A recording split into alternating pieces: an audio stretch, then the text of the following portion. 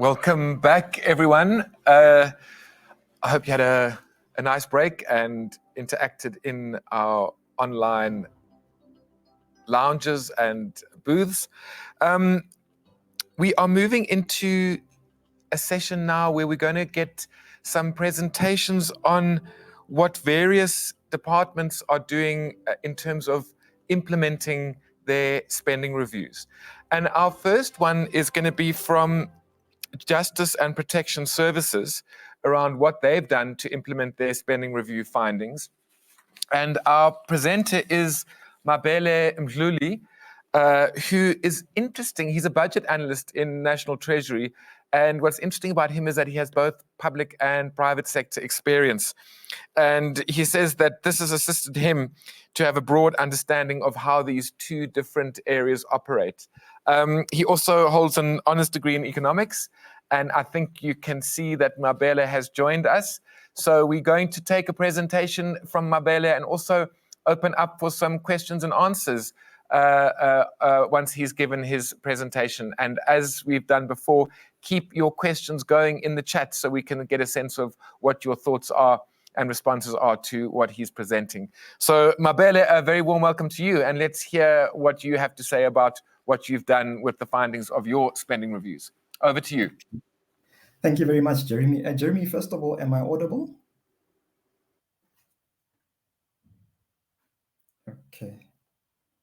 No, it's fine. Okay, so thank you very much. Okay, I can see the thumbs up. Thank you, colleagues. So morning, Jeremy, and morning to the colleagues. First of all, thank you just for the opportunity just to present some of the spending reviews that we have done within the Justice and Protection Services cluster. So to the first slide.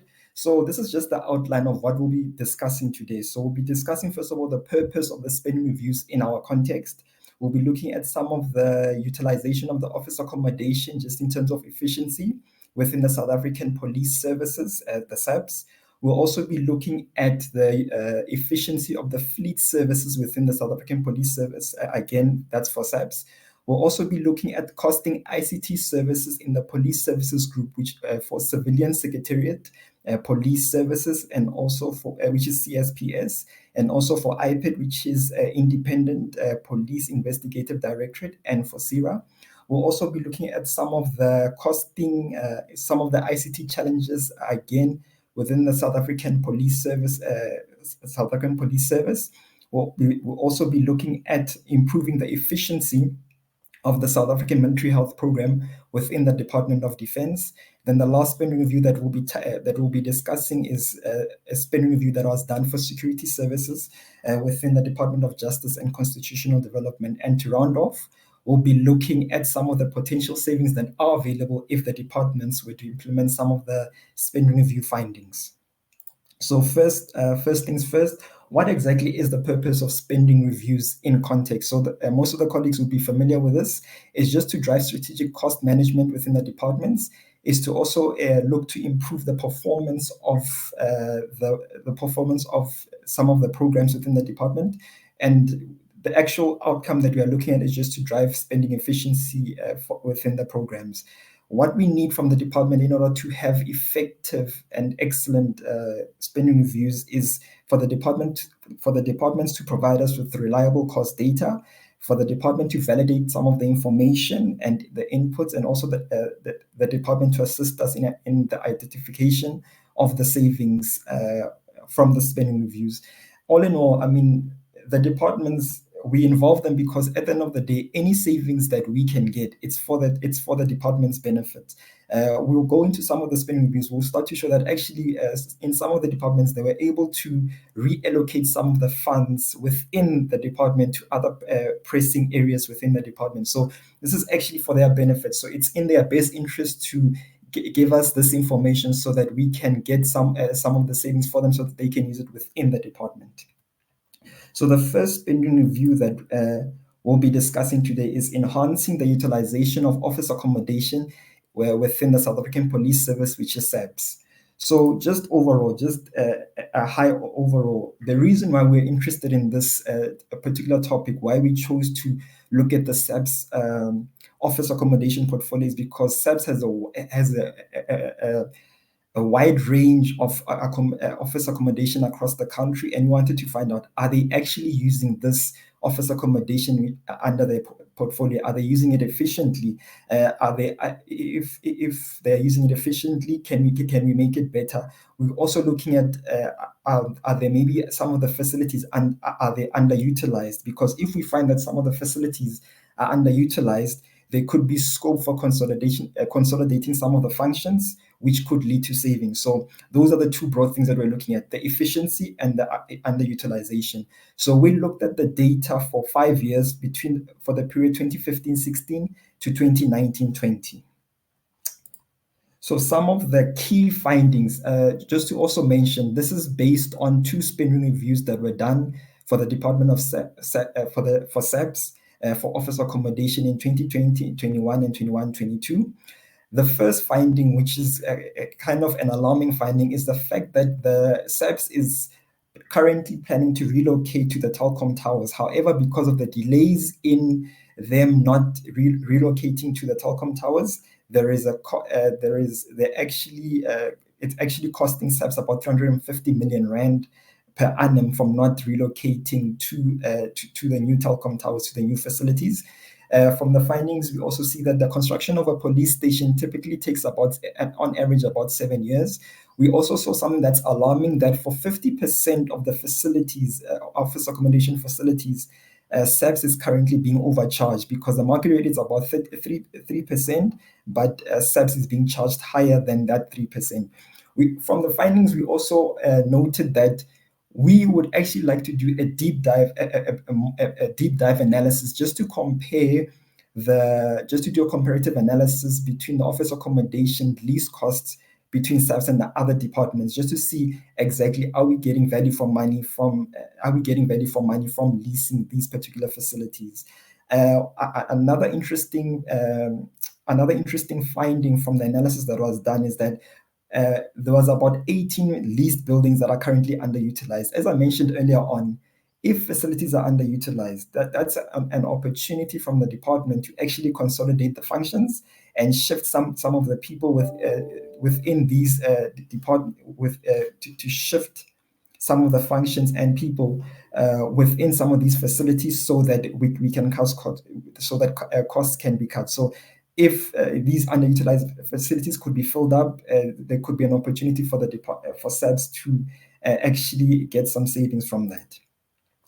In terms of the implementation of the action plan, because this is why you're here, this is the main crux of this conference, is to see what exactly have we done with the spending review. So some of the actions plan that SAPS have done is that the spending reviews have actually given us, SAPS and National Treasury, just the opportunity just to look at project-based budgeting. So this project-based budgeting gives us an opportunity just to assess the cost of each of the projects. It gives us a greater control just to understand what exactly are the costs and so forth related with any of the projects. The spending reviews have also given us an opportunity just to see exactly what is the reason for the underachievement, what can be done. So we actually gives us an opportunity just to review some of the allocation of the infrastructure funding to SAPS. So the spending reviews gives us that opportunity just to analyze to analyze the underperformance. Accordingly, as a result of the spending review, National Treasury has drafted a template that the department needs to fill in. So this template, what it does is that it gives the department, they need to fill in the template, and explains, and this template that they fill in, it shows all of the projects that will take place over the 2022 MTEF. It shows all of the costs that are involved for all of the projects. And moreover, any changes to this template must be done through the National Treasury. So this spending reviews has actually given us opportunity just to have a greater oversight of what is actually happening within the capital works program. So as a result of the spending reviews, there is greater control, meaning that there's greater control and meaning that there's opportunity for savings. So just to the next slide. So in terms of, there was actually more action plans that the department has actually been doing. In terms of, I've already mentioned the first couple of bullets. So the main one, which I mentioned earlier on, which was quite a long, was the fact that because of the delays to relocating to the telecom towers, there was it's costing SAPS about 350 million rand. However, the good news is that there has been a bit of movement on that. SAPS has started to move into the telecom towers. However, it's not a full-blown movement. Some of the towers, some of the areas still need to be renovated, but there is movement. So the SAPS has started to move some of the offices into the telecom towers. This has meant that 2 of the leases have been cancelled, which has saved the department about 33 million per year. So that is definitely a good start. We are definitely looking for more movement to get more savings, but it's definitely a start.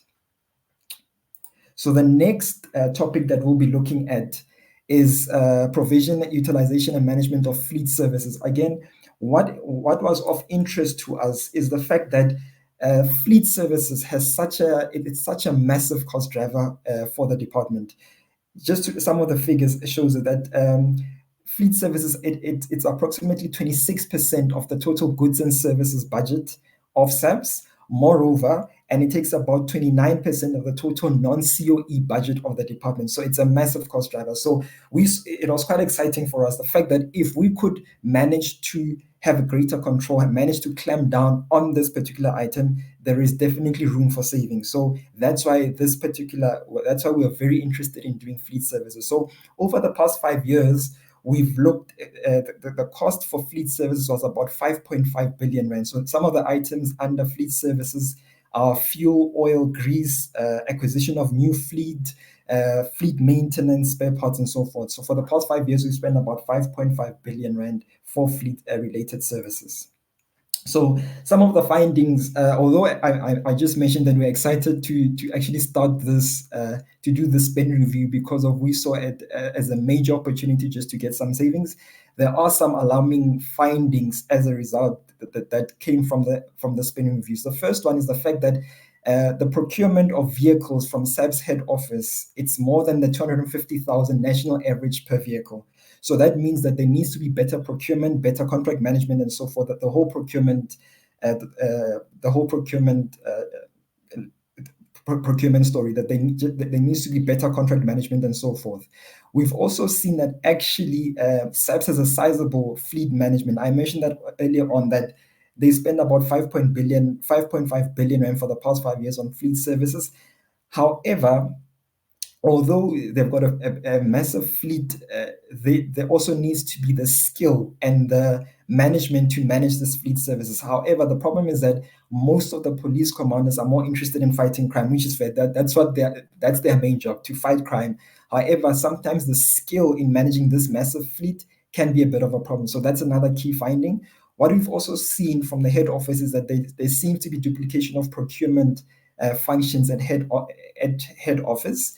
Another key finding from the spend review is the fact that there needs to be some sort of a consequence management for bad driving. So I will touch on this a bit in the next couple of slides, but there needs to be a way whereby there are consequences for bad driving so that the costs don't escalate. What if also, from the findings of the spend review, what we are also saying is the fact that there needs to be some sort of a shift whereby vehicles in inefficient provinces need to be shifted to reallocated to more efficient areas so that we can get the biggest bang for our buck, so to speak. And also, we're just saying that internal controls must be strengthened in terms of vehicles and maintenance. So if we can control the vehicle repairs and maintenance, it could drive efficiency and drive down costs. So in terms of the implementation of the action plan, we are encouraged the fact that SAPS has actually started to implement some of the findings from our spending reviews. All vehicles now are being purchased through a transversal contract, which drives down costs. All vehicles that are purchased are according to operational requirements. Moreover, vehicle orders of provinces and divisions are within the provincial structure are also prioritized. So as a result of our spending reviews, SAPS has actually implemented some of the findings, and this has resulted in cost savings and also improved efficiency within SAPS. In terms of implementation, the department implemented more of our findings.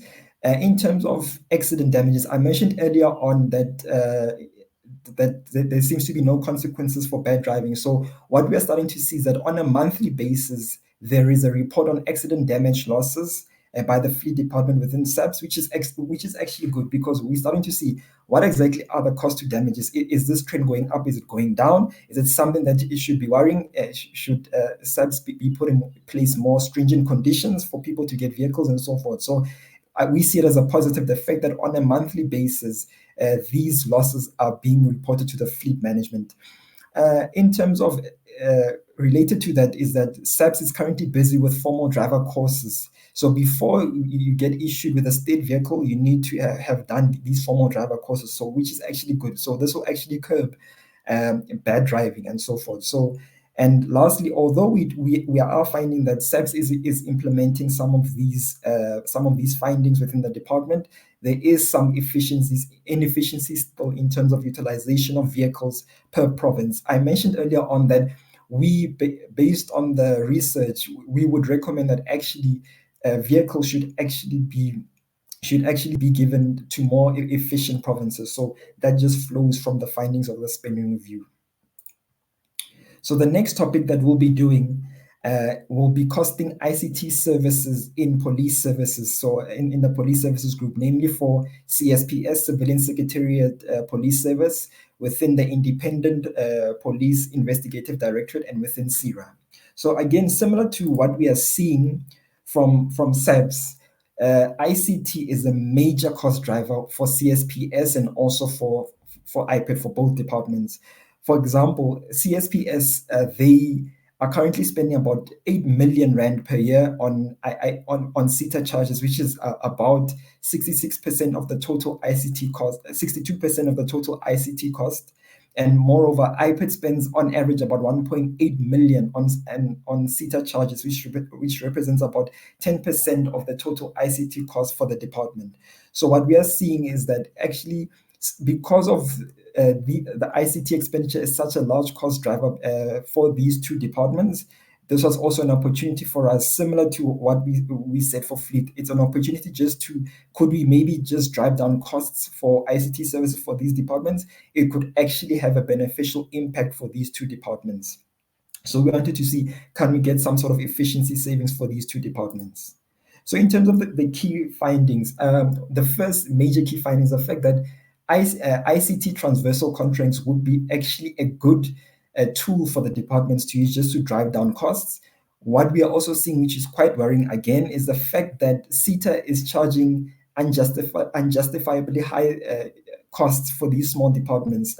We mustn't forget that these two departments have small budgets, and since more of the funds should be going towards meeting the goals and objectives of the departments, however, they are going towards SETA. So if we could somehow drive down costs, it could actually help the department to use the resources for meeting their goals and objectives.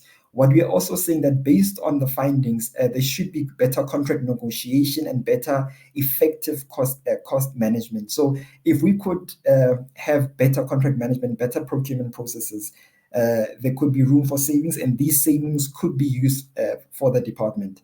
What we have also noticed is the fact that if the departments could actually develop some of these ICT capacity internally, this would remove the dependence on outsourcing some of these functions. So it's something that the departments could look at.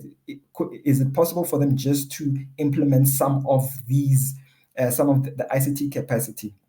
Moreover, we've also, based on the findings, we've noticed that the department could actually save costs if they were to implement, if they were to develop some of the systems in-house. So based on the findings, we are seeing those are the actually two main things. Can they actually look to capacitate their internal capacity, and can they look to develop some of their systems internally just to cut down costs?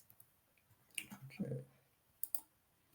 In terms of the implementation, again, we are encouraged that in fact, both departments and the entity have actually implemented some of the findings from the spending review. So all three institutions have implemented some of these findings. So the first one, CSPS, they've actually reprioritized funds of about 4.4 million to cater for insourcing. As we mentioned earlier on, it's just to capacitate their IT staff. If they can pull this one off, there would be less reliance on outsourcing some of these functions to outsource companies. In terms of iPad, they've reprioritized funds just to upgrade their ICT systems, which is good, because if they can manage to do this, it will drive down costs, because some of the ICT functions could be done internally. And also for CIRA, it's encouraging the fact that they've started to make use of the National Treasury's transversal contract just to cut down costs. What we're also seeing is iPad has actually approached Stats SA to make use of a business analyst from Stats SA, so that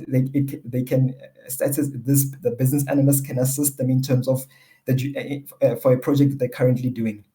Moreover, in terms of iPad, there has been consultation with the integrated justice system for iPad to have access to the criminal justice system, which will actually drive down costs, because some of these costs could be shared. Moreover, there has been engagement between iPad and SAPS for iPad just to have to be integrated within the IT services division of SAPS, which would again drive down costs because there would be consolidation. The next spending review that we'll be doing is ICT challenges within SAPS. So again, similar to our previous spending reviews, SAPS spends a huge amount of funds on its ICT systems. For example, in 2019-20, total government expenditure for ICT was about 20 billion rands. However, in the same year, SAPS spent about 3.8 billion rand for these ICT services. So what we are seeing is that if, for example, there could be a way to have better procurement processes, better contract management, actually SAPS stands, and there's an opportunity for SAPS just to get some savings because of the huge amount of money that they spend for ICT systems. So in terms of some of the key findings, the first major key finding is the fact that the workforce split between core ICT staff and non-core ICT staff between SAPS. The split is about 49% for admin services, which is non-core, and 51% for core ICT staff. What would be good to see, what we would like to see, is the fact that this core ICT staff should actually be higher. If it is higher, it will also mean that SAPS will be more efficient with the funds allocated to them. So we would like actually this split to actually be more biased towards more core ICT staff. We're not saying that the non-core ICT staff is not important. However, because this is more ICT related, the SAPS could actually be more efficient if there was more core ICT staff within the department. I mentioned earlier on that the department is spending about 4 billion rands for ICT service for 2021.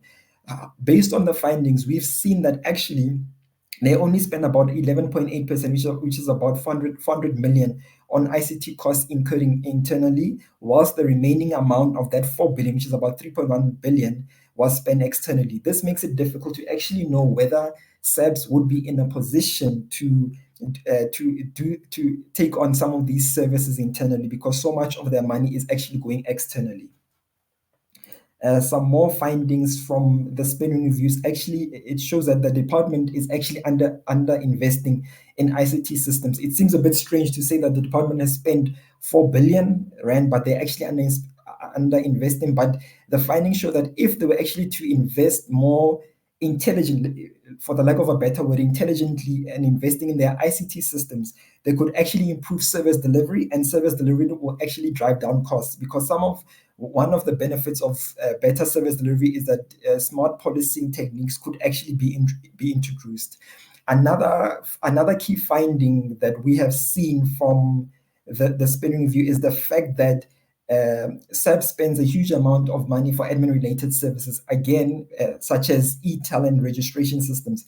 Again, these systems should ideally be developed within SAPS. If they were to be developed within SAPS, this could again drive down costs. So those are the two main things: the fact that they are under investing in their ICT systems, and if they could increase this investment, it could improve efficiency, and the fact that they are not developing some of these systems internally. So if they were to actually implement some of these findings in terms of investing intelligently, for the lack of a better word, and also developing some of these systems, the department could save about 30 million rand per year by doing some of these techniques to drive down costs. So again, there is more in terms of implementation. The department has actually stepped up to the plate. They've actually implemented more of our findings. Currently, SAPS is currently in negotiations with CETA to review some of the service level agreements. There has been movement there's been a project called System Application Modernization Project, which aims to upgrade the current ICT systems. Also, there has been a project whereby we are actually starting to want to do a project just to develop some of the systems internally. And all of these are good steps to cutting down costs for SAPS internally.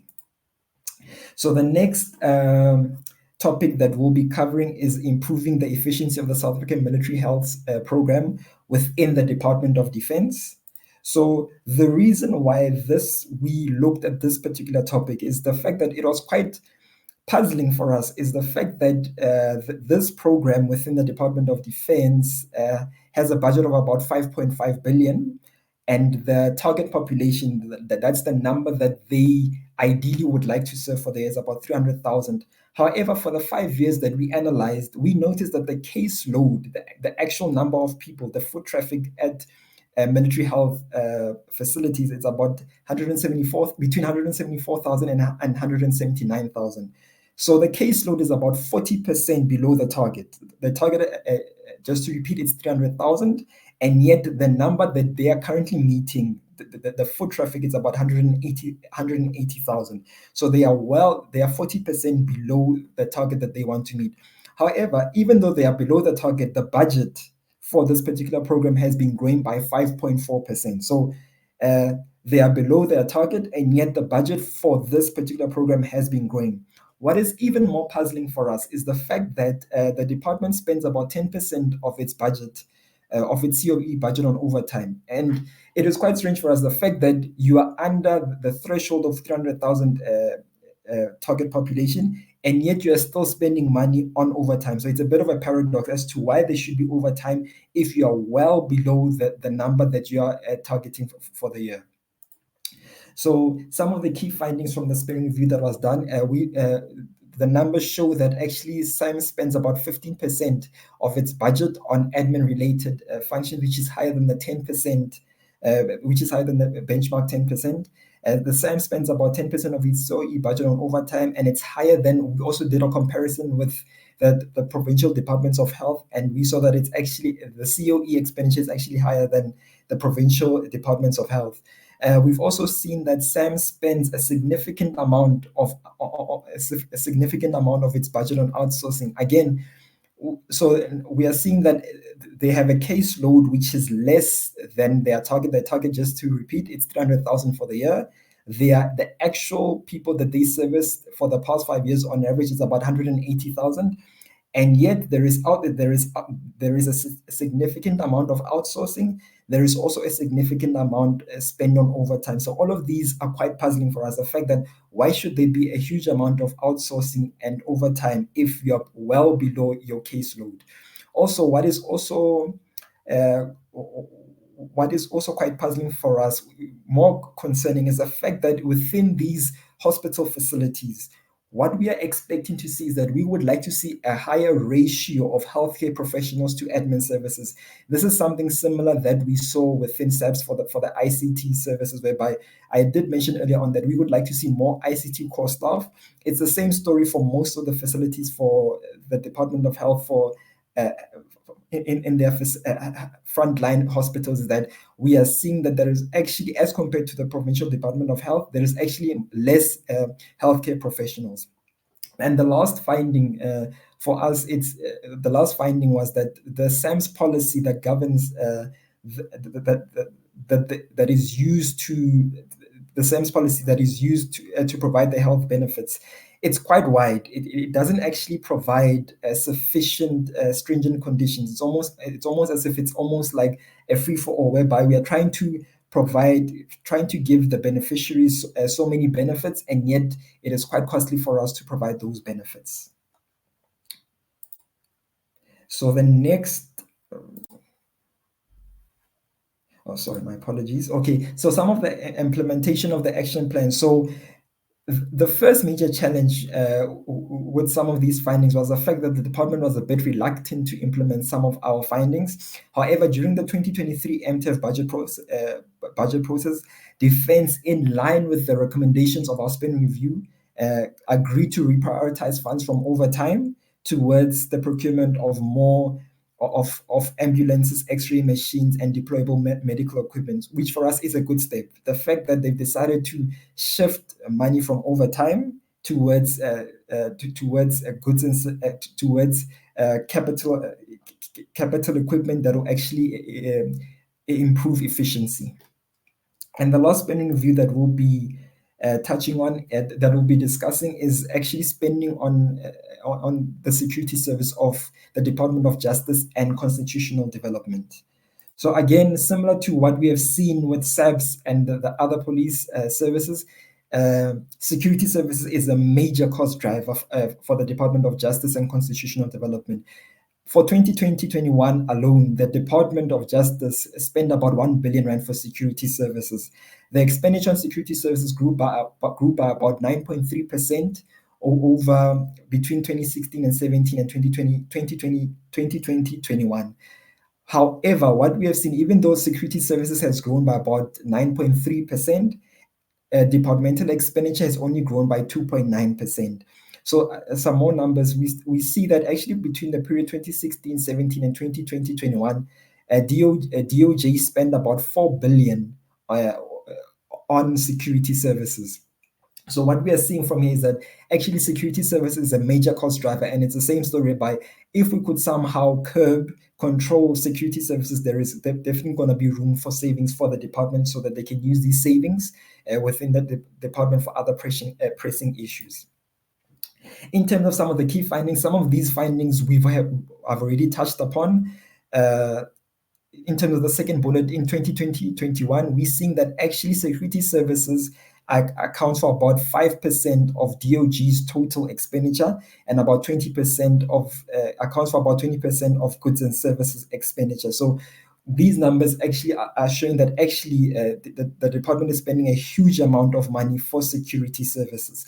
Also, what is also quite alarming for us is the fact that although they are spending this amount of money for security services, expenditure on security infrastructure has actually decreased from 128 million in 2016-17 to 77.3 million in 2021, which is a decline of about 9.1%.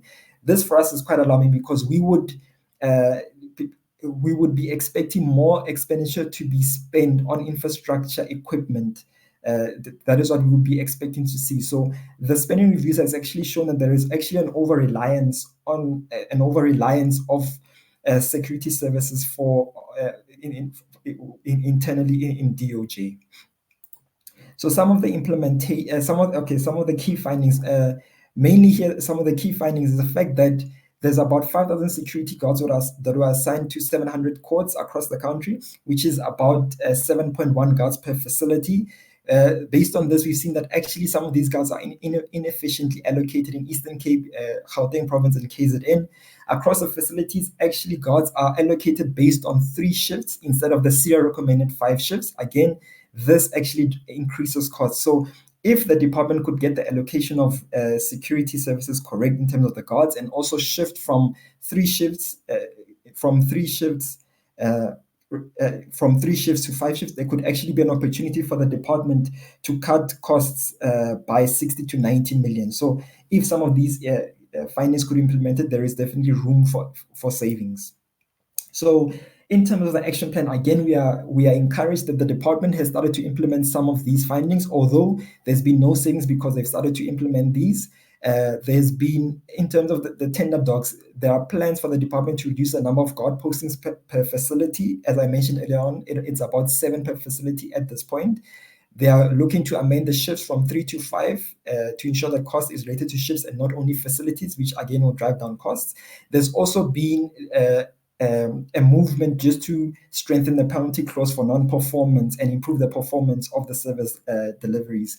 Moreover, the bid documents will also need to the suppliers will also need to provide a breakdown of the costs related guarding for the supplies in terms of guarding for the department, and also the department also look to negotiate the indirect costs with the suppliers just to also drive down costs. And also during the 2022 budget 2022, the National Treasury earmarked the allocation for guarding security services under goods and services so that we can have a greater control, greater oversight of what is actually going on for security services, so that we can actually drive down costs. Okay, I'm getting a message that I should be wrapping up, so I'm almost done. So I've mentioned earlier on that although the department is actually, some of the departments are starting to actually implement some of the recommendations and the findings, these are actually the potential savings that the departments could actually reap if they were to implement some of the findings. So the total that could be over a 3-year period, it's about 10 billion rands.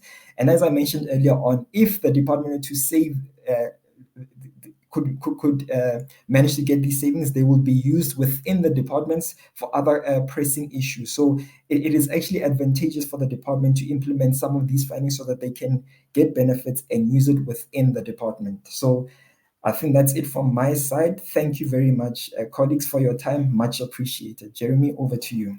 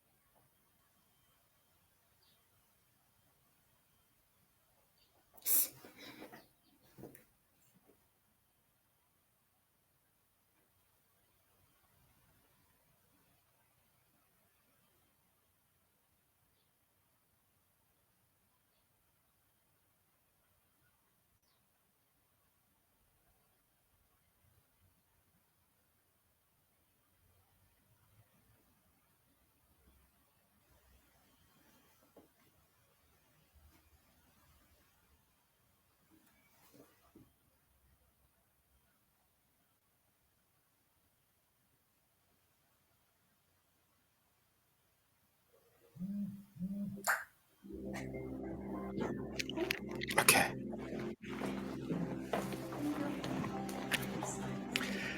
Thanks so much, Mabele. Apologies for the delay.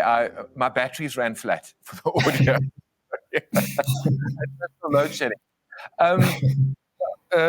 Mabele, that was a fantastic tour over those 6 spending reviews that you've been doing. And I think we're all kind of totally impressed and alarmed at the same time. I don't know if you've been seeing the chat, probably not because you've been presenting, but if you have a look at the chat, there's a lot of interest in what you've been presenting and sort of astonishment that we are so inefficient in some areas. And if we just shine a light on certain aspects of the expenditure, from how we procure to how we maintain across, fleets, property, ICT, the monopolies of CETA and public works, and people really raising some interesting and I think quite important provocations around, how are we creating our own goals here around that we go certain routes. So there's a lot of very rich commentary in the chat.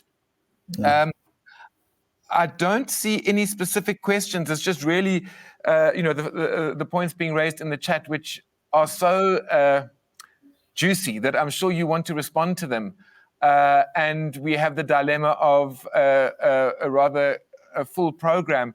So I suppose I want to throw it back to you for a closing comment. I don't know if you've had a chance to look at the chat, but one of the things that stood out for me was your use of the term investing intelligently. I think you were kind of, you're kind of wanting to use inverted commas, but it's an interesting term that you've put in for us, because it's a lot about what we're talking about with spending reviews, is that if you know what's going on in the data and the evidence, you have an opportunity to use your intelligence to make a decision in the right way and not just carry on.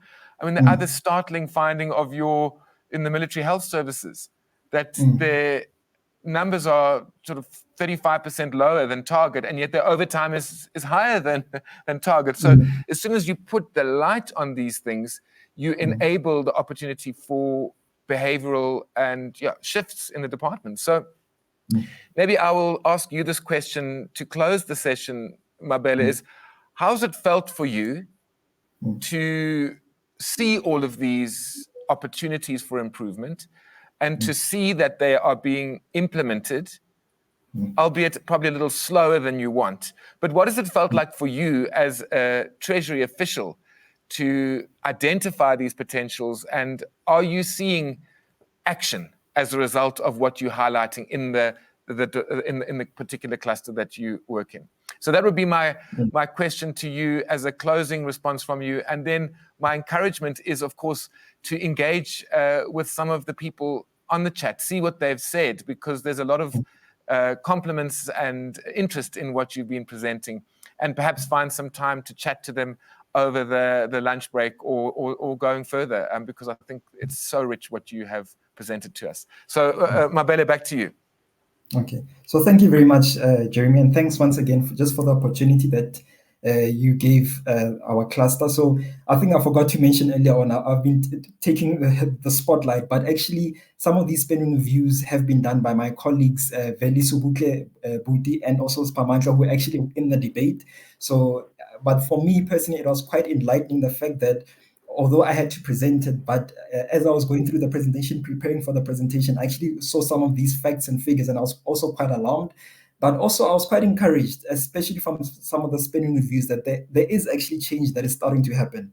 The departments are starting to actually implement some of these savings, which can only be good for government and for the country as a whole. So there is definitely something that's happening. It's a bit slow. It is a bit slow for our liking. We'd like it to happen faster, so that these funds could be used within the department. But there is something actually that's happening within the departments as a result of these spending reviews. So yes, something is happening, but not as fast. But yes, at least something is starting to happen as a result of these spending reviews. Yeah. Great. Mabele, Mdhluli, and your team, thank you so much for such a wonderful tour of these 6 spending reviews. Really inspiring to see the work that you're doing. And I suppose we'll all be interested to see what is happening as a result in the cluster of shining the light in particular areas where we can save potentially 10 billion rand over 3 years, which is totally remarkable and totally needed. So well done to you and the team. Thank you so much, Mabele. Thank you. Thank you very much for the opportunity. Great. So we have another a presentation which is in the next slot, which is going to be on what the Eastern Cape has done with the Health Security Services recommendations of their spending review. So I think as we exit this slot and enter the next one, let's give ourselves 2 minutes. 2 minutes is good. We will be starting to hear from the Eastern Cape at 11:37. So please join that session, and we will then. I look forward to introducing Atini Scotty to you, and she will be taking us through her presentation. So thank you, and we see you on the next session.